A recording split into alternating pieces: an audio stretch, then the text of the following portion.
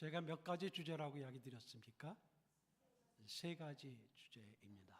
세 가지 주제가 요한 서신에서, 특히 요한 일서에서 반복해서 나옵니다. 근데 세 가지 주제가 요한 서신에서만 나오는 게 아니라 요한 신약 성경 전체의 주제입니다. 신약 성경 전체의 주제에서 가장 중요한 게 뭡니까? 하나님이죠. 그리고 예수 그리스도, 그의 아들 예수 그리스도, 그분을 믿는 겁니다. 그죠? 그래서 그것이 복음서의 가장 중요한 내용이고, 그리고 그 이후에 사도들의 글에도 그 하나님에 대한 믿음, 신앙이 중요하겠습니다. 당연하죠? 이해되시죠? 요한 일서에도 이 신앙에 대한 내용이 반복해서 나옵니다. 첫 번째 주제다. 우리가 먼저 순서대로의 주제가 아니라 가장 중요한 주제를 먼저 꼽는다면 하나님에 대한 신앙, 그리스도에 대한 신앙이겠습니다. 하나님을 믿는 사람, 그의 복음을 예수 그리스도의 복음을 받아들이고 예수 그리스도의 죄 사함을 받고 구원을 받는 이 일들이 다 신앙과 관련돼 있죠. 근데 그것만 신약 성경의 주제입니까? 또 뭐가 있을까요? 여러분 요한일서를 읽으실 때 뭐를 알게 되셨습니까? 또 여러분이 알고 있는 기본적으로 하나님 믿는 자가 믿음과 함께 중요한 게 뭡니까?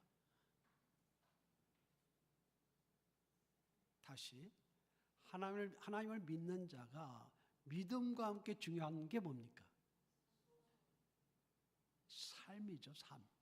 네, 삶이죠. 모른 척하지 마시고. 당연하죠. 사는 것이 중요합니다. 사는 게 더 중요하다 이렇게 생각할 필요는 없지만 믿음이 없이는 믿음의 삶이 되지 않기 때문입니다. 그러나 믿음은 삶과 같이 가겠죠. 그럼 삶에 대한 신약 성경 전체에서 강조하는 바가 뭐가 있습니까? 뭐겠습니까? 하나님을 믿는 자는 서로 어떻게 해야 됩니까? 사랑해야 되죠. 제가 우리 교회에서 반복해서 가장 많이 전하는 메시지가 그걸걸요? 그죠? 괜찮습니다. 하여튼 그거였던 것 같아요. 제가 보기에는. 서로 사랑하는 것이다. 삶에 우리가 믿음을 가진 자의 삶이 우리가 모였을 때, 또 우리 가정을 이루었을 때 해야 될 것이 사랑이죠. 그 다음 주 주제입니다. 근데 사랑이 우리의 사랑만 아니라 이웃의 사랑까지 가는 것. 그것이 우리 그리스도인들이 해야 될 사랑이겠죠. 그런데 그 다음 주제가 또 있어요. 그 다음 주제라는 건 그보다 작은 주제라는 뜻이 아니라 그 못지않게 중요한 주제가 또 하나 있습니다. 뭐겠습니까? 사는 것과 관련해서 뭐겠습니까? 과제 안 해오신 건 알겠는데 괜찮습니다. 네. 마음의 위로를 받으세요. 뭐겠습니까? 하나님은 요한일서에서는 앞에 사랑과 관련해서는 하나님은 사랑이시다 이렇게 이야기합니다. 주제가 반복해 나와요. 그러면 그 다음엔 하나님은 빛이시다. 예, 맞습니다. 그 빛이란 무엇이냐면 어둠과 반대되는 것이고, 빛은 다른 말로 의가 되는 것이고, 어둠은 불의가, 죄가 되는 것이죠. 이 빛의 주제, 빛된 삶, 그것이 신약성경 전체 주제라는 거 여러분 아십니까? 윤리적인 말씀이 엄청 많아요. 신약성경에. 우리가 바르게 살아야 된다, 빛으로 살아야 된다, 진실되게 살아야 된다, 또 정직하게 살아야 된다, 화를 내도 죄를 지어서는 안 된다, 이런 말들이 엄청나게 많죠. 신약 성경을 관통하는 중요한 주제입니다. 요한일서에도 그 말씀이 굉장히 중요한 말씀이에요. 여러분 그 말씀을 무시해서는 안 됩니다. 그 말씀이 무슨 윤리적인 걸 우리가 중요하게 생각해야 됩니까? 복음이 중요하지. 이런 분이 간혹 있어요. 말씀을 모르는 분이에요. 교회를 오래 다녔고 또 목회자를 할지라도 뭔가 말씀을, 예수님께서 하신 말씀이 뭐예요? 내가 너에게 분부한 모든 말씀을 가르쳐서 지키게 하라 그랬는데 몇 가지만 추려놓고 교리만 추려놓고 가르치면 안 돼요. 그 중에 중요한 말이, 전체 중에 중요한 말이 이 빛의 삶이에요. 오늘이 그 주제입니다. 왜 그 주제를 먼저 골랐느냐? 그 주제가 먼저 나와요. 요한일서에서. 자, 1장 1절에서 4절까지가 서론 부분 했잖아요. 지난주에. 그 다음에 바로 나오는 부분이 이 첫 번째 주제가 빛이신 하나님이에요. 그래서 제가 그것을 먼저 하게 되는 것이고요. 그리고 그 다음에 사랑, 그 다음에는 믿음에 대해서 마지막 마무리하겠습니다. 그런데 이 본문이 한 번 나오고 끝나는 게 아니고 최소한 3번 등장합니다. 오늘 1장 5절에서 2장 2절 있잖아요. 그 다음에 2장 12절에서 17절 두 번째 본문입니다. 세 번째는 2장 29절에서 3장 10절 3번 등장합니다. 그리고 종결 부분에서 또 한 번 짧게 등장하게 됩니다. 이 주제가 중요하기 때문에 그렇죠. 그런데 앞에 두 가지 주제도 또 그런 식으로 반복해서 나와요. C줄과 날줄이 섞여 나오듯이. 근데 이건 3개 주제니까 트리플이에요. 3개의 주제가. 왜 이걸 섞어서 쓸까요? 왜 반복하기 위한 거죠, 중간중간? 한 번 하고 끝내는 게 아니라 계속 반복하기 위해서죠. 근데 3개가 반복된 게 왜 이렇게 섞여서 막 이렇게 등장할까요? 여기도 리듬이 있어요. 제가 그거를 여러분께 이야기할 건 아니지만 왜 그럴까요? 심지어는 요한일서는 단락 구분하기가 어려워요. 어떤 구절은 이 구절은 3가지 주제 중에 앞에 주제와 관계된 것 같은데 또 뒤에 주제하고도 관계돼요. 붙여놨어요. 그래서 그 구절을 앞에를 끊어야 될까 뒤를 끊어야 될까 이게 단락 구분이 가장 어려운 성경 중 하나가 요한일서입니다. 왜 그럴까요? 요한의 의도는 3가지가 다 중요하기 때문입니다. 어느 것이 우열을 가려서는 안 된다. 믿음이 있는데 교회가 믿음은 바른 믿음을 가지고 바른 믿음 없는 교회도 많아요. 교회라는 이름을 가지지만 가짜들이 많습니다. 바른 믿음, 사도들이 우리에게 전해준 믿음이 아닌 믿음을 만들어서 또는 기존에 있는 거에 추가해서 만든 것도 가짜예요. 순수한 가짜가 있고 순수하지 못한 가짜가 있어요. 진짜와 가짜를 섞어놓은 거. 또 가짜입니다. 이 복음 사도들의 이 증언이 진짜고요. 그런데 이러한 3가지 주제가 다 중요하다는 거예요. 믿음은 있는데 교회가 사랑이 없고 냉랭해요. 교회예요? 교회라는 이름은 있는데 삶이 없어요. 그것도 가짜까지는 아니지만 정상 아니다. 비정상. 이해되시죠? 교회가 사랑은 많아요. 근데 진리가 없어요. 제대로 믿지를 못해요. 그것도 가짜예요. 그건 진짜 가짜예요. 그런데 교회가 사랑도 있고 진리도 있는데 뭐가 없을 수 있어요? 삶에 빛의 삶이 없어요. 거짓돼요. 가짜예요. 사랑하는 것 같은데 사랑하지 않아요. 실제로는 거짓으로 하는 거예요. 마음에 사랑이 있지 않아요. 또 속이는 일이 난무하고 또 비윤리적으로 살고 교회가 교회 지도자라고 하는 사람들이 그 탐욕적이고 교회 지도자라 하는 사람들이 정력적이고 그런 사람들이 간혹 있어요. 그것도 그리스도의 제자가 아니에요. 이해하시죠? 3가지가 빠지면 안 되는 거예요. 항상 같이 가야 돼. 그래서 요한은 그것을 3개를 이렇게 삼겹줄로 묶어놓습니다. 반복해서 나오면서 묶어놔요. 이 3가지 주제가 신약 성경 전체의 가장 대표적인 주제들이고 모든 주제들은 거의 다 거기에 들어가 있어요. 오늘 우리가 3가지 주제 중에 끝의 주제를 순서대로 먼저 하겠는데요. 이 주제가 굉장히 중요한 주제가 되는데 우리가 기억하십니까? 1장 1절에서 4절까지 서론을 이야기할 때에 우리 요한이 우리가 사도된 우리가 어떻게 이야기하죠? 보고 들은 바를 너희에게 전함은 이렇게 이야기하죠. 너희가 우리와 사귐을 갖게 하는데 그 사귐이 누구와의 사귐이다? 아버지와의 사귐이고 그 아들 예수 그리스도와의 사귐이다. 기억하시죠? 그래서 그 사귐이 사도들이 전해진 말씀을 받은 우리가 그 사귐 안에 같이 거하게 된다. 그 이야기했습니다. 그리고 기쁨이 충만하게 된다. 그 말씀을 나눴었죠. 그 사귐에 대한 이야기가 연속이 됩니다. 그러면 사귐을 가지고 있어요. 그러면 우리 그냥 사귐이 저절로 이루어지는 거다. 그렇게 되어 있지 않아요. 그 사귐이 이루어질 수 있는 사람들이다라는 맞아요.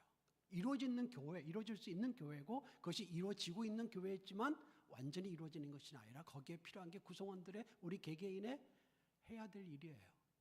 자, 1장 5절을 한번 같이 다시 한번 읽겠습니다. 시작. 우리가 그에게서 듣고 너에게 전하는 소식은 이것이니 하나님은 빛이시라. 그에게는 어둠이 조금도 없으시다는 것이니라. 아멘.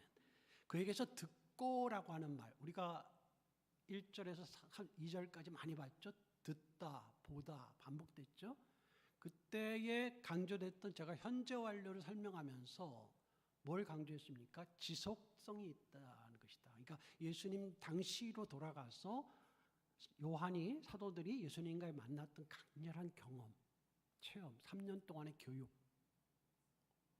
그리스도의 많은 표적을 행하시는 것을 직접 목도했던 그 충격들, 그리스도가 죽으셨는데 살아나셔서 그 말씀대로 살아나신 그 감격, 그리고 하늘로 올라가실 때 직접 보았던 그 체험, 그것이 그들을 죽게 했죠. 약간 농담이 됐습니다만은 진짜 다 죽었어요. 그걸 증언하다가. 왜? 진짜니까. 요한은 죽지 못했어요. 고난은 많이 받았고 유배까지 당했지만 그건 죽기를 원했을 거예요. 나도 똑같이 내 형제들과 같이 가고 싶었을 거예요. 그러나 주님에게 그게 아니었어요. 그는 남아서 남은 양들을 돌봐야 됐거든요.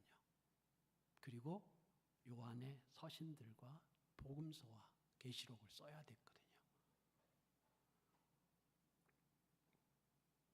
그러한 것을 이제 전달받을 때 그것이 지속성을 제가 강조했잖아요. 지속성의 이것을 강조하는 말이다. 근데 또 하나가 더 있는데 그것은 뭐냐면 현재 완료라는 것은 지속성의 그 당시 그 상태가 지금까지 남아있다라는 것이죠. 들었던, 주님을 체험했던 그 경험이 아직도 남아있고 또 그 결과가 지금 요한의 변화로 계속 남아있기 때문에 현재 완료라고 볼 수 있다. 이렇게 제가 조금 더 추가하겠습니다. 그것을 다시 전하는데 전하는 이번에는 목적이 아니라, 목적은 3절 4절에서 나왔지만 목적이 아니라 전하는 내용 첫 번째는 뭐예요? 하나님은 빛이시다. 하나님은 빛이시다. 이게 그에게서 듣고라는 말은 그리스도에게 직접 들은 말이다 이 말이에요. 요한복음을 보게 되면 예수님께서 자신이 세상의 빛이다라는 말을 8장과 9장에서 하셨어요. 그분도 빛이에요. 세상의 빛이에요. 그런데 아버지 하나님도 빛이에요. 두 분 다 빛이시기 때문에 그 빛이 이 두 분에 다 관계되어 있는 이야기예요. 빛이시다. 하나님은 빛이시다. 그에게는 어둠이 조금도 없다라는 말은 바울은 그걸 그림자라고도 표현하는데 이 의로우신데 뭔가 좀 이상한 이런 게 없다는 거예요. 그냥 순수한 빛이세요. 거룩 그 자체세요.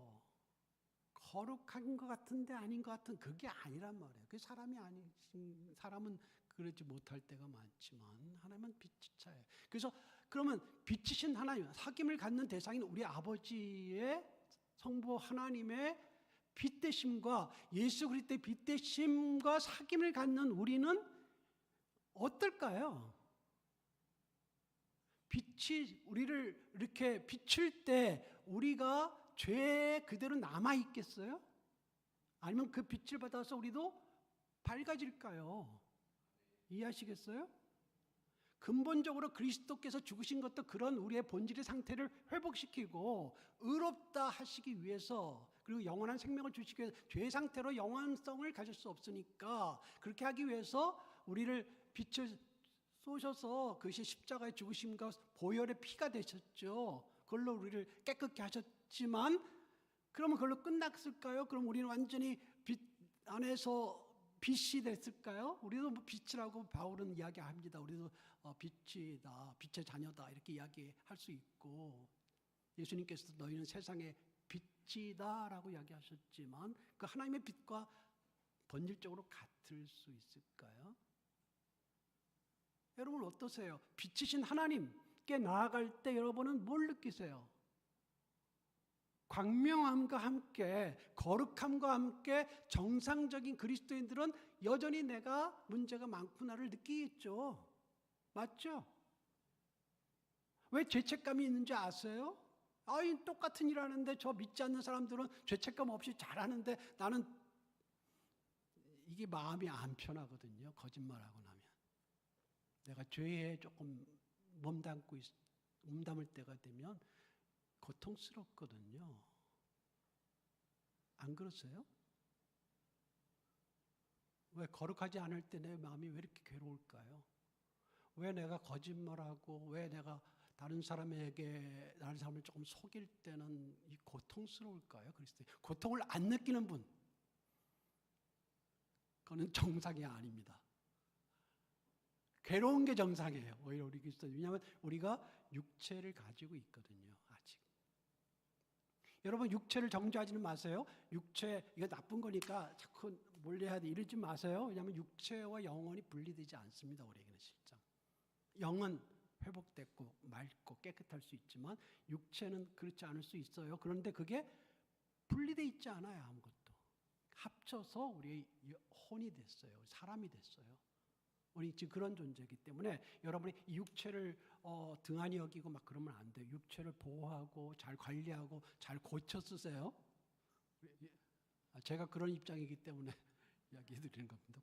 잘 고쳐 쓰세요. 그것도 잘 관리하는 게 우리의 책임입니다. 이 육체를 끊어버리면 그때는 그게 진짜 육체예요. 떨어져 나간 게. 붙어 있는 동안에는 영과 섞여 있습니다. 잘 보호하고 관리하셔야 돼요. 근데 어떨까요? 우리가 육체가 있는 동안에는 우리가 하나님께 나아갈 때 느끼는 죄책감, 또 하나님 부족함, 그것을 느끼는 게 당연하단 말이에요. 근데 그래야 될까요? 그런 느낀다고 해서 나는 죄인이야 원래. 구원받았지만 나는 죄인이니까 죄를 그냥 짓는 거 할 수 없어. 그래야 될까요?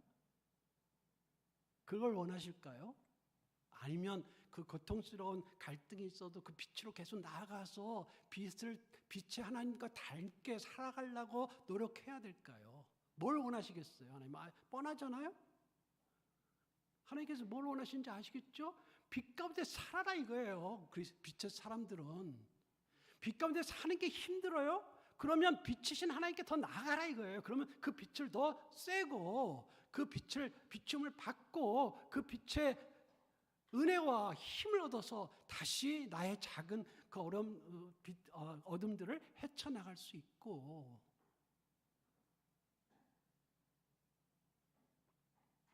그래서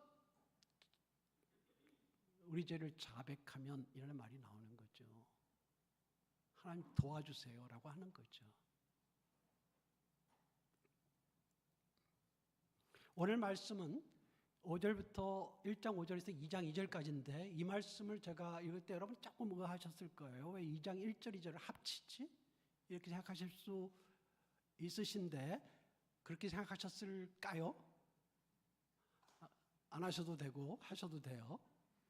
이유가 있어서 제가 넣었어요. 이 장과 절은 언제 만들어졌다 그랬습니까? 12세기에서 14세기에 또 15세기에 걸쳐서 이 장절이 하나씩 만들어졌어요. 그러니까 예수님이 오신 다음에 1000년이 더 지나서 이 장절이 만들어졌고 그전엔 장절이 없었어요. 그러니까 예수님이 만드신 거 아니고 사도들이 만든 거 아닙니다. 장절은.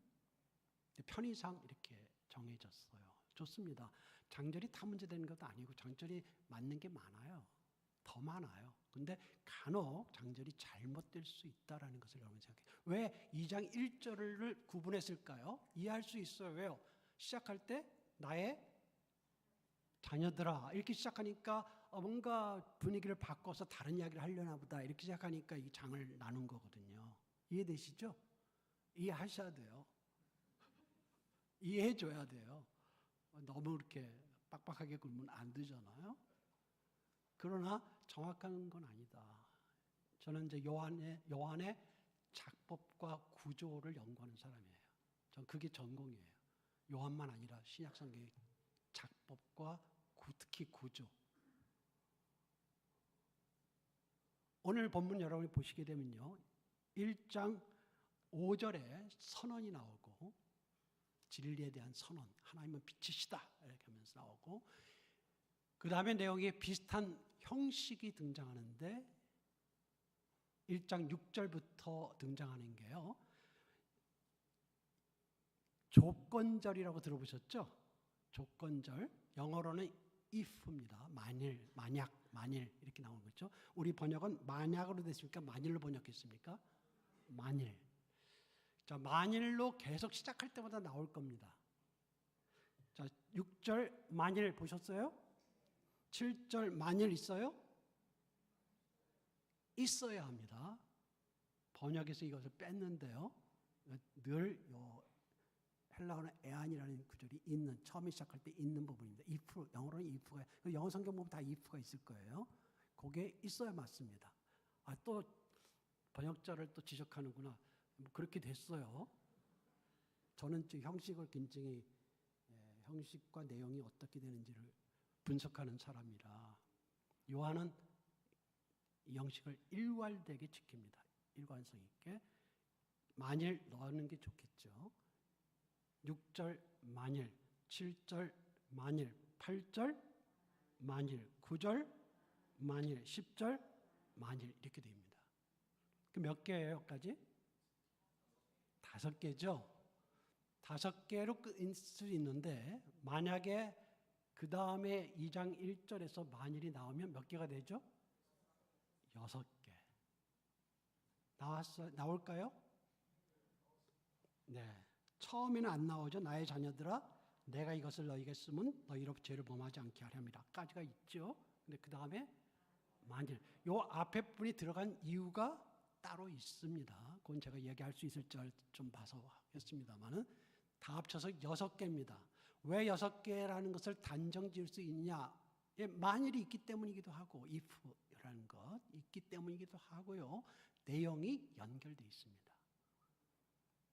자, 그러면 여러분 아까 우리가 5절 같이 읽고 6절을 남성도님이 읽으셨습니까? 여성도님, 남성도님이죠. 그럼 남자분들이 읽으셨는데 그 남자분들이 읽은 게 몇 절이죠? 6절, 8절, 10절이죠. 6절, 8절, 10절은 만일로 다 되어 있는 부분이죠. 역시 또 하나 같이 공통점이 있습니다. 형식에서 만일 이렇게 말하면, 만일 이렇게 말하면, 만일 이렇게 말하면 세 가지 공통점이 있어요. 보입니까? 6절에서는 하나님과 사귐이 있다 하고는 번역되어 있지만 그게 말하면입니다. 있다고 말하면. 8절에서 우리가 죄가 없다고 말하면. 10절에서 범죄하지 아니했다고 하면 말하면입니다. 똑같은 영어 성경 보세요. We say that, if we say that 이렇게 똑같이 등장할 겁니다. 세 개가 연결되어 있는. 그러면 그 내용들이 부정일까요? 긍정일까요? 읽으실 때 물론 다 하나님 말씀이지만 요한의 또 사도의 증언이지만 읽을 때 내용이 좀 안 좋은 걸 지적하는 겁니까? 좋은 걸 지적하는 겁니까? 부정이라고 하겠습니다. 공통점이 6절, 8절, 10절이 다 부정의 조건문입니다. 이해되시죠? 그러면 남은 게 몇 개죠? 3개죠. 그러면 뭐죠? 7절, 9절, 2장 1, 2절 이렇게 되겠죠?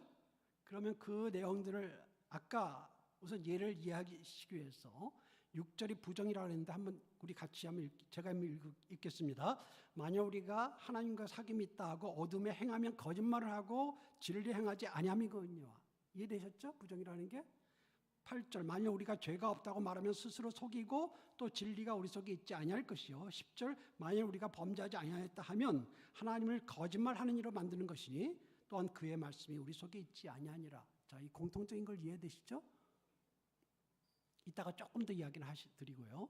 그러면 긍정이라는 것을 여러분 이해되시겠어요? 7절 그가 빛 가운데 계신 것 같이 우리도 빛 가운데 행하면 우리가 서로 사귐이 있고 그 아들 예수의 피가 우리를 모든 죄에서 깨끗하게 하실 것이요. 9절 만일 우리가 우리 죄를 자백하면 그는 미쁘시고 의로우사 우리 죄를 사하시며 우리를 모든 불의에서 깨끗하게 하실 것이요. 좋은 말이 귀결절에 나왔죠. 그죠? 2장 1절 2절도 만일 누가 죄를 범하였다 할지라도 아버지 앞에 우리에게 대언자가 있으니 곧 의로우신 예수 그리스도라. 그죠? 그는 우리 죄를 위한 화목제물이니 우리뿐만 아니라 온 세상의 죄를 위함이니라. 자, 긍정문 이해되셔요? 그럼 부정이 있고 긍정이 있고 부정이 있고 긍정이 있고 부정이 있고 긍정이 있고. 제가 세상을 잘 말했습니까? 이해되시죠? 부정끼리는 또 관계가 있고 긍정끼리는 또 관계가 있어요. 재밌잖아요? 이해되시죠? 딱 묶였죠? 맞아요? 하나의 단락이에요. 그러면 2장 1절이 좀 갑자기 튀어나온 것처럼 보이는데 앞에 부분이 이것도 관계가 있죠. 여러분 1장 5절 읽으셨잖아요. 읽을 때 5절 우리가 그에게서 듣고 너에게 전하는 소식이 이것이니 하면서 내가 우리에게 너희 그로부터 듣고 너에게 전한다라는 말이 어디 있었죠? 그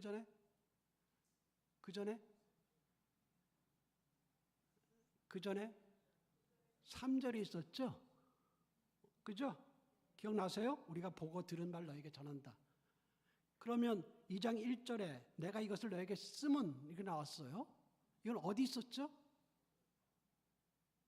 1장 4절에 있었죠. 제가 그랬잖아요. 전하는 것과 쓰는 것 같은 거다. 사실은 수사적으로 이렇게 두 개를 표현한 것이다. 같은 거다. 그걸 묶여줘야 된다. 그래서 사귐을 갖는 것과 기쁨의 충만이 같이 가는 거다. 그러면 여러분 그걸 해볼까요? 하나님은 빛이시다. 우리 쓴 것은 하나님 빛이다. 그러니까 어둠이 조금도 없다라는 것과 또 하나 너희가 죄를 짓지 않기 위해서 내가 이거 쓴다라는 게 합쳐지면 여러분 이해되십니까? 오늘 말씀의 요약이라는 거? 감탄을 안 하시네요. 여러분 굉장히 어려운 부분을 여러분께 소개해 드린 것 같긴 한데 저는 요한의 그 글쓰기를 보면 혀를 휘두릅니다. 완벽하게 씁니다. 여러분 요한 무시하지 마세요. 요한 굉장한 분입니다. 요한이 어부 출신이기 때문에 여러분 우습게 생각하면 안 됩니다. 그렇게 말하는 목회자도 있고 학자들도 있는데 그건 오해입니다. 제가 연구한 바에 의하면 요한은 상당히 뛰어난 머리를 가졌거나 어렸을 때 공부를 굉장히 잘한 회당에서 뛰어난 영재였을 겁니다. 하나님이 그래서 그를 요한복음, 서신, 계시록에는 이 장대한 문장을 쓰게 하신 거죠. 바울도 그가 공부를 많이 했기 때문에 썼을 겁니다. 베드로는 공부 잘 안 한 것 같은데 왜 썼을까요? 그 성품이 리더십이 있고 사람들을 아우를 수 있는 능력을 가졌을 겁니다. 그래서 그를 활용해서 쓰신 겁니다. 하나님 각기 자기 모양대로 잘하는 장점을 가지고 사용하시는 거예요. 그냥 만들어 가시는 게 아닙니다. 자, 다시 돌아와서 빛이신 하나님에 대한 이야기를 하셨고요. 이것이 6개의 만일이라는 조건문으로 시작해서 귀결문을 만들어가는 형식으로 되었는데 여기서 빛이신 하나님과 사귐이 없고 빛 가운데 행하지 않으면 아까 그 6절이잖아요. 빛 가운데 행하지 않으면 거짓말하고 진리 행하지 않는 것이다 라고 했기 때문에 빛이신 하나님과 사귐이 있는 자는 빛 가운데 행해야 되는 게 나와야 돼요. 그 빛 가운데 안 행하는 사람은 가짜예요. 그 참 사귐이 없는 자고 하나님을 알지 못하는 자예요. 맞죠? 여기에 굉장히 어려운 점이 아까도 이야기했어요. 이해할 수 있는 것은 빛이신 하나님께 비춤을 받았고 구원을 받았고 영생을 받았고 십자가에 의해서 피에 의해서 우리가 죄사함을 받았으니까 이것을 우리가 칭의라고 한단 말이죠. 칭의가 된 사람은 죄가 없다. 법정적인 우리 말할 때 법정적인 죄는 없는 거다 이렇게 말하는데 맞아요. 법정적인 죄라는 게 뭔지 아시겠죠? 법에서 이제는 죄인으로 인정하지 않겠다라는 것인데 법정적인 죄가 없는 것이지. 그래서 영원으로 갈 수 있는 길이 티켓이 확보된 것이지. 죄가 있을 수 있거든요. 왜? 육체를 가졌으니까. 그런데 고대에서부터 지금까지 나는 죄가 없다라고 주장하는 두 가지 부류의 사람들이 있었는데 하나는 이원론이에요. 헬라 철학이 그렇게 주장했는데 그걸 따라서 영향을 받아서 당시 헬라 철학, 헬라 시대죠. 헬라 로마 시대. 예수님 여기서 사역했던 곳은 헬라어로 쓰는 지역이었잖아요. 어떻게 이원론이냐면 육체와 영은 분리되어 있다. 육체는 악하고 영은 선하다. 그러니까 이게 어떤 식으로 또 복음의 왜곡을 시켰냐면 육체는 악하고 영은 깨끗하기 때문에 하나님의 아들이 육체를 입을 수는 없다. 왜? 악한 육체를 어떻게 입고 오냐? 그래서 영으로 온 것이다. 가짜로 나타난 것이다. 가현설이라고 이야기해요. 그게 초기 이단의 시작이에요. 이해하시죠? 말은 이해되죠? 육체가 더러운 건데 육체를 어떻게 입고 와요? 그러나 요한은 분명히 이야기하죠. 말씀이 육체가 되셨다. 육신이 되셨다. 요한복음 1장 14절. 그리고 그런 주장이 어떤 식으로 또 흘러가냐면 육체와 영은 깨끗하고 육체는 더러우니까 나는 육체와 영혼이 같이 있는 존재야. 그러니까 육체가 뭘 하는 건 신경 쓰지 마. 육체가 죄를 범하는 것은 육체가 범하는 거지 내가 범하는 거 아니야. 제 말 이해되시죠? 그러니까 나는 깨끗해, 의로운데 내 육체가 그냥 죄를 범하는 거야. 그런 거 신경 쓰. 그래서 그럴 때 두 가지 형태로 나타나는데 하나는 내 육체를 더 조이려고 하거나 육체를 제어하려고 막 조이거나 또 아니면 육체를 내버려두고 육체를 그냥 방임해두는 형으로 나타나거나 그 교회사 초기에 그런 일이 있었어요. 그러면서 자기는 나는 의롭다, 육체는 관계없다 이렇게 하거나 두 번째는 최근에도 지금까지 있는 것은 뭐냐면 완전주의예요. 나는 죄를 씻었기 때문에 완전하다. 그래서 나는 죄를 짓지 않는다. 자, 이 말이 뭐와 비슷한지 알죠? 아까 그거랑. 그죠? 이원론. 내 육체가 죄 짓는 건 내가 아니다. 나는 영혼은 깨끗하기 때문에 나는 죄를 짓지 않는다. 그래서 나는 하나님 앞에 깨끗한 사람이야 라고 주장하는 완전주의, 퍼펙셔니즘이 등장해요. 이해되시죠? 전 그런 분을 만난 적이 있어요. 한번 10여 년 전에. 어떤 전도사님이셨는데 나는 완전하고 죄를 절대 짓지 않아. 여기 그렇게 주장하지 마세요. 그거는 아까 같은 잘못된 이론에서 나온 겁니다. 요한 1서에 3장에 가게 되면 세 번째 마지막 죄에 대한 본문, 빛에 대한 본문이 세 번째 본문에서는 하나님께 난 자는 죄를 짓지 않는다라고 이야기해요. 그거를 문자 그대로 받아들인 거예요. 문자 그대로 받아들이는 건 좋아요. 하나님께 난 자는 죄를 지을 수 없다라고 말하는 부분, 하나님께 난 자는 죄를 짓지 않는다. 결론에 종결에 가서 한 번 더 나와 3번 등장해요. 적어도 요한 1서에. 그것을 문자적으로 받아들여서 난 죄를 짓지 않아라고 주장하고 싶은 사람이 있을 거는 제가 이해하는데 그건 안 돼요. 왜냐하면 그런 의도가 아니에요. 그래서 문법학자는 그 문제를 풀기 위해서 어떻게 풀었냐면 문법으로 풀었어요. 어떻게 문법으로 풀냐면 그게 헬라어 현재 시제인데 현재 시대 안에 있는 중요한 것은 지속적인 반복하는 것이다. 죄를 한 번, 두 번 짓고 이런 게 아니라 지속적으로 계속 거기서 벗어날 수 없는 죄를 지은 경우는 그건 하나님께 난 자가 아니라는 증거다라고 이야기를 하게 됐어요. 상당히 일리가 있어요. 현재 시제는 지속성이 있기 때문에 반복되고 지속적으로 또 더 나아가서는 죄를 짓고도 당당해요.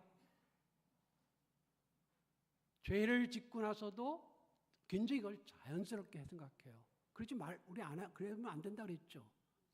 빛이신 하나님께 빛을 입은 사람들은 그렇게 생각하면 안 돼요.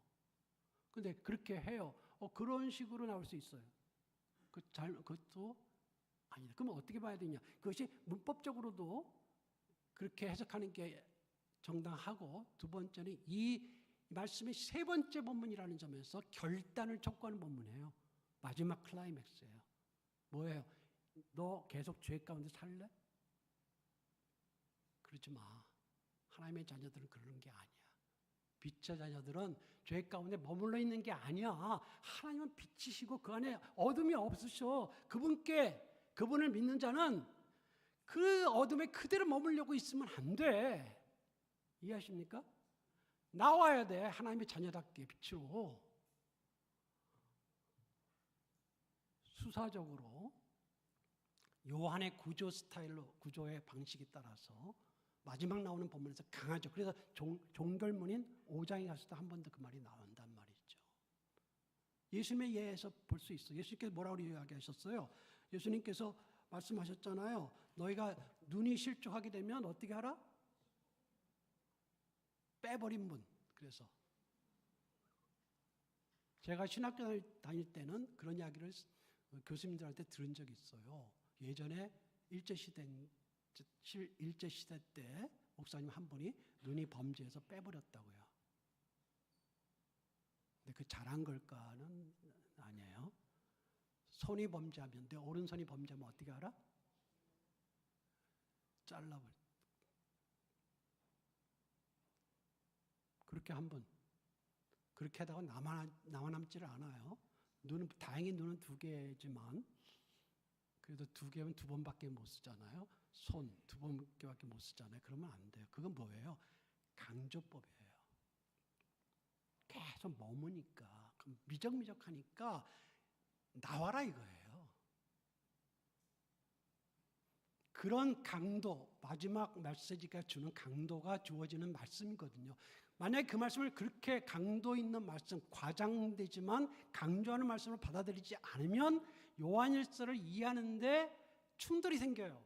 요한이 쓴 거잖아요. 성령이 이끄심 받아서 요한이 쓴 거 아니에요? 요한이 뭐라고 썼어요? 여기에 8절에서 뭐라고 썼어요? 우리가 죄가 없다고 말하면, 나는 죄가 없어 지금 완전해 라고 말하는 사람, We have no sin. 어떻게 돼요? 스스로 속는 거야. 진리가 없어. 그 속에 있지 않아. 우리 속에 있지 않아. 10절에 우리가 범죄하지 않았다. 이건 형제 완료식이에요. We haven't sinned 또는 we have not sinned 이렇게 되잖아요. 이 이야기는 나는 죄를 지은 적이 없어 이제까지. 그거는 말도 안 된다. 말도 안 되고 하나님을 거짓말하는 자로 만드는 것이고 그 말씀이 우리 속에 있지 않아. 이렇게 단정하잖아요. 그러니까 이거를 또 이렇게 말하는 거죠. 그거는 8절과 10절은 믿지 않는 사람들을 말하는 것이고 우리 믿는 사람은 이거 해당되지 않아. 그래요? 그러면 긍정문에서 7절 말씀, 그가 빛 가운데 계신 것 같이 우리도 빛 가운데 행하면, 이건 이해되시죠 여러분? 그죠? 빛 가운데 행하는, 그분은 존재가 빛이에요. 그 빛 가운데 그대로 계셔요. 우리는 그대로 있지 못해요. 우리는 어떻게 해야 돼요? 행해야 돼요. 빛 가운데 따라야 돼요. 여러분 이거 이야기 조금 더 하고 들어가죠. 왜 이게 중요해요? 여러분 저는 성화가 그냥 저절로 되는 줄 알았어요. 처음에 나이가 들면 오랫동안 믿으면 성화가 되는 줄 알았더니 저는 살아보니까 그렇지 않아요. 이제 70을 바라보는 거 알죠, 여러분? 굳이 나이 이야기 안 하겠습니다. 그러니까 나이 든다고 되는 게 아니더라고요, 그죠? 육체가 있어서 안 돼요. 그래서 제가 이제 요즘 알게 된 건 뭐냐면 성화는 계속된 싸움이다, 죄와의. 조금 덜한 부분들이 있어요. 그래서 감사한 일이죠. 그러나 계속 싸워야 된다, 성화는. 언제까지? 육체를 벗을 때까지. 그러면 그 후에 영화가 기다리는데 그때까지는 우리 육체 안에서 싸워야 된다. 하나님은 빛에 계시지만 우리는 빛을 행해야 되는 사람들이고, 여러분 이게 얼마나 중요해요? 여러분 나이 들어가서 여러분 육체를 괴롭히지 않으면 여러분 굳어버려요. 맞죠? 그래서 뭐 해야 돼요? 스트레칭하고 운동도 하고 해야 되잖아요. 그래야 내 몸이 보존이 돼요. 마음에 개간을 계속 안 하면 마음이 굳어가요, 점점. 그 빛을 쐬고 내가 그 앞에 엎드려 죄송하게 느끼고 죄를 자백하고 다시 그러지 말아야 되겠다고 살고 다시 뛰고 살고 또 깨지고 터지고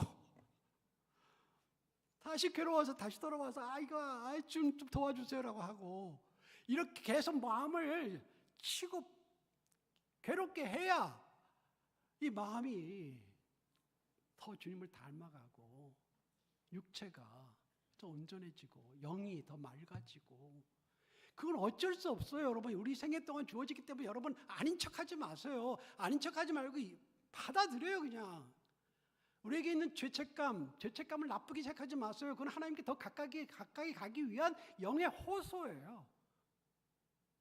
하나님의 도움이 필요하다는 우리의 영의 기도예요. 그걸 외면하지 말고, 그렇게 된다고 해서 여러분 자꾸 그걸 누리려고 하지 말고 그냥 그대로 하나님께 내놔요. 그리고 그 빛에 더 가까이 가세요. 그러면 힘을 얻어요. 진짜 빛이 힘이 돼주세요. 그 비밀을 그 비결을 여러분이 살면서 깨달으실수록 승리합니다. 보세요. 뭐라고 이야기하셨어요? 7절에서 빛 가운데 계신 우리가 빛 가운데 행하면 우리가 서로 사귐 있고 그 아들 예수의 피가 우리를 모든 죄에서 깨끗하게 하실 것이요. 이미 깨끗하게 하신 거잖아요. 근데 또 계속 필요하다는 거죠. 또 9절도 만일 우리 죄를 자백하면 왜 이게 있어요?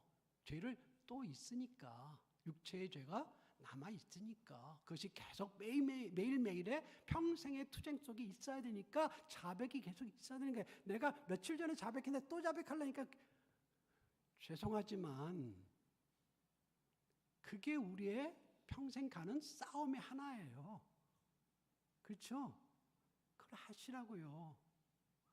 그거 주님이 야 너 며칠 전에 하지 않았냐? 또 하냐? 너 참 그렇게 볼품없구나 이렇게 말씀 안 하세요. 너는 육체를 입은 약한 존재라는 것을 하세요. 여전히 주님의 도움이 필요하다는 걸 아시는 거예요. 그는 미쁘시고 의로우시다는 것은 그는 도와줄 수 있어요. 왜? 그분도 죄를 지으면 우리를 어떻게 도와줘요? 그분은 의로우시기 때문에 그분이 도와줄 수 있고, 미쁘시다는 것은 신실하다는 거잖아요. 그렇게 하면 할 때마다 도와주겠다는 거거든요. 그 약속이 변하지 않겠다는 그게 미쁘다라는 말이에요. 우리 죄를 사하시며 우리를 모든 불의에서 깨끗하게 하실 거니까.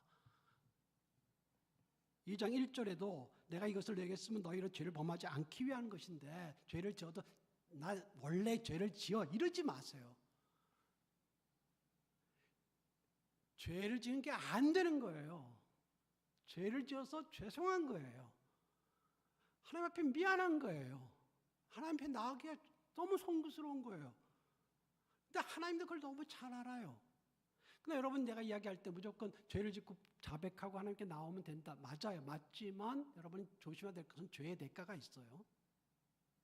내 개인의 죄나 하나님께 드린 죄는 하나님 앞에 개인적으로 풀면 되지만 사회적인 죄는 대가를 지불해야 됩니다. 그래서 사회적인 죄는 더 중요해요. 하나님 앞에서는 비중이 없으실 수 있어요. 하나님 워낙 빛이시니까. 그러나 구약과 신약을 보게 되면 사회적인 죄에 대한 대가를 요구하세요. 내가 형제에게 잘못하면 형제에게 사과를 해야 되는 것이고 그걸 풀어야 되는 거예요. 아시죠? 또 사회적인 잘못된 죄를 저지르면 안 돼요. 더 심각한 죄를 지으면 안 돼요. 그러나 사회적인 죄를 저지를 때는 그 대가를 반드시 치러야 됩니다. 그게 기독교의 정신이에요. 윤리예요. 그러지 마세요. 심각해지도록 내버려두지 마세요. 점점 더 이상하게 발전되도록 내버려두면 안 됩니다. 하나님의 빛의 백성들은 그때그때 해결해야 됩니다. 빛으로 나가야 됩니다. 그리고 자백하고 씻음을 받아야 됩니다. 그리고 그때 마음이 아플 때 기억하세요. 누가 있어요 우리에게? 2장 1절에 누가 우리에게 있어요? 아버지 앞에 우리에게 대언자가 있죠. 곧 의로우신 예수 그리스도가 계셔요. 대언자는 보혜사예요. 보혜사. 요한복음 14장에 보혜사 성령을 이야기했죠. 그때 그분을 부르신 이름이 예수님께서 부르신 이름이 또 다른 보혜사예요. 원보혜사가 있죠. 그게 그리스도예요. 보혜사란 뭐냐? 옆에서 변호해주고 도와주고 위로해주고 책망해주고 이끌어주는 분이에요. 그리스도. 의로우신 그리스도. 그분이 우리를 더 새롭게 만들어 가신다는 거 잊지 마세요. 빛이신 하나님 앞에 우리에게 빛을 받고 쏘임 받을 때 그 빛에 우리가 깨끗해짐을 받는데 또 살아가다 보면 안 그럴 때가 있어요. 다시 그때마다 하나님 앞에 나와서 회복하고 교회가 거룩해야 돼요. 그러나 여러분 이런 우리의 이 과정을 이해할 때 우리는 겸손할 수 있어요. 내가 허물이 있고 하나님께서 늘 나를 용서해 주셔야 되듯이 나도 형제의 허물을 무조건 지적하고 무조건 나쁘다고 해서는 안 돼요. 그렇게 율법적이면 안 되죠. 왜? 내가 그렇지 않으니까. 우리 자녀가 좀 잘못한 거 가지고 막 윽박지르고 너 죽일 놈이다 이렇게 말하면 안 돼요. 왜? 내가 그렇지 못하니까. 하나님이 그를 더 빛으로 인도해 주시고 힘을 주셔야 그가 일어날 테니까. 그걸 도와주는 부모가 돼야 되고 그를 도와주는 교회가 돼야 되고 하나님 앞에 그렇게 나가는 여러분 되시기를 주님의 이름으로 축복합니다.